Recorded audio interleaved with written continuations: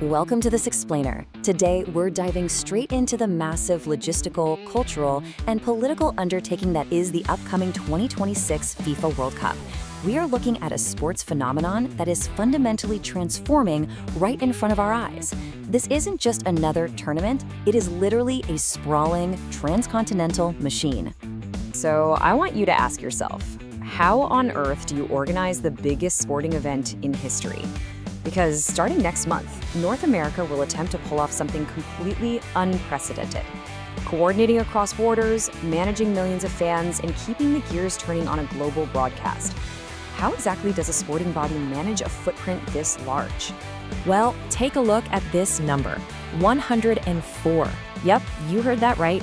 That is the total number of matches we are about to see played in a single tournament, which brilliantly illustrates the staggering new scale of this event. Just to put that into perspective, it's a massive leap that reshapes everything from players' stamina to broadcast rights. All right, here's our roadmap for today. First, the biggest World Cup ever. Then, 3 nations, 16 cities. After that, the new format and more matches. Next, symbols, sounds, and money. And finally, awards and global controversies. Let's get right into it. Section 1, the biggest World Cup ever, unprecedented scale. Let's start with the macro view and compare the old era to the new one. For decades, we were all used to 32 teams, but now, FIFA has expanded the roster to 48 teams. We're jumping from 64 matches over 32 days to a massive 104 matches stretched over 39 days. It's the first format change and expansion since 1998, and man, it fundamentally alters the whole rhythm of the competition. This expansion means we've got 48 teams competing. That brings in the defending champions, Argentina, right alongside some really exciting World Cup debuts. We're talking Cape Verde, Curacao, Jordan, and Uzbekistan. By widening the field like this, FIFA's bringing entirely new fan bases and national narratives straight onto the global stage. Moving on to Section 2, 3 nations, 16 cities, a transcontinental journey. So to handle the crazy logistics of playing 104 matches, FIFA divided the 16 host cities across Canada, Mexico, and the US into 3 geographic regions: Western, Central, and Eastern. It creates this highly structured transcontinental journey. And this grouping isn't just for show. It's designed to kind of minimize the massive travel burden on the players and the fans by keeping those early stage matches clustered geographically. Now, while Mexico City gets the honor of hosting the opening match at the historic Estadio Azteca, the heaviest lifting actually falls to Dallas. AT&T Stadium gets a tournament-high 9 matches, and the whole thing wraps up with a final in New Jersey at MetLife Stadium. We are talking about massive venues that routinely hold 70 to 80,000 plus spectators, all refitted specifically to meet international grass pitch standards. Section 3, new format, more matches, the road to the trophy. With 48 teams, the mathematical path to the final had to be completely rewritten. So here's how the new mechanics work in 3 steps. First, teams play in 12 groups of 4. From there, the top 2 teams from each group, plus the 8 best third-place teams, advance. That pushes us into a brand new round of 32 single-elimination knockout phase. This setup guarantees every team still plays at least 3 matches while adding a whole extra layer of do-or-die knockout soccer. This timeline really maps out the grueling 39-day journey. We kick off the group stage on June 11th, hit the round of 32 on June 28th, quarterfinals on July 9th, and finally, the ultimate match on July 19th. Basically, if a team wants to lift that trophy in New Jersey, they will now have to survive an unprecedented 8-match run. It's going to test squad depth and endurance like absolutely never before. Section 4, symbols, sounds, and money. Mascots to millions. Because a World Cup is as much a brand as it is a competition, let's zoom into the cultural footprint.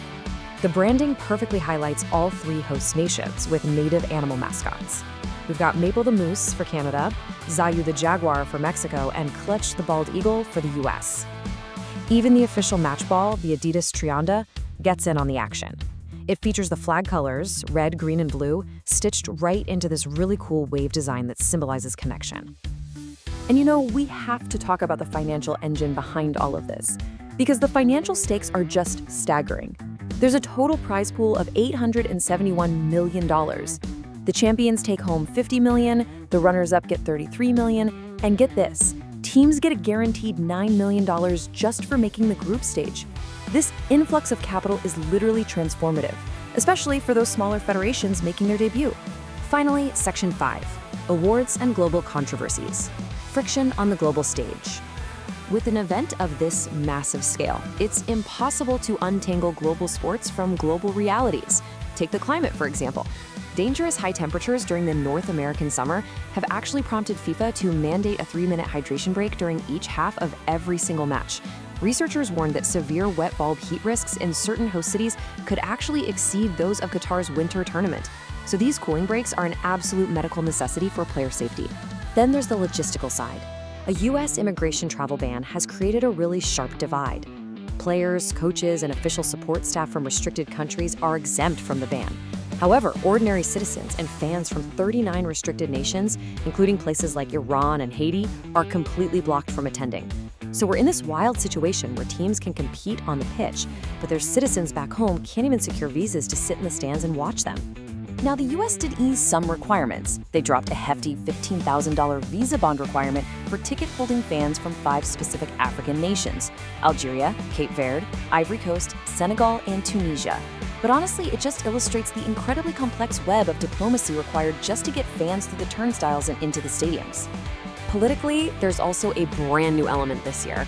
In 2025, FIFA introduced the FIFA Peace Prize.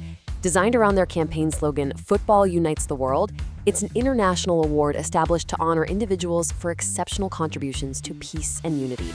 And FIFA awarded the very first inaugural prize to U.S. President Donald Trump during the tournament draw in Washington, D.C.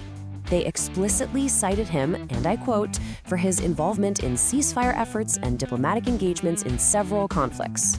This decision drew immediate pushback from human rights groups, who criticized the lack of transparency in the nomination process. Scrutiny also fell on the selection chair, Zaza Su, who has been linked to Myanmar's military junta. Plus, the backlash was renewed following recent 2026 U.S. military interventions in Venezuela and Iran. It is a prime example of how deeply intertwined international sports and geopolitics have really become. So, as we wrap up this explainer, considering the unprecedented number of matches, the massive amounts of money, and the complex geopolitical web we've just looked at, I want to leave you with this question. Is this supersized, hyper-commercialized model the unavoidable future of global sports? It's definitely a fascinating thought to keep in mind as we watch all the matches unfold next month. Thank you so much for joining me, and I'll catch you on the next explainer.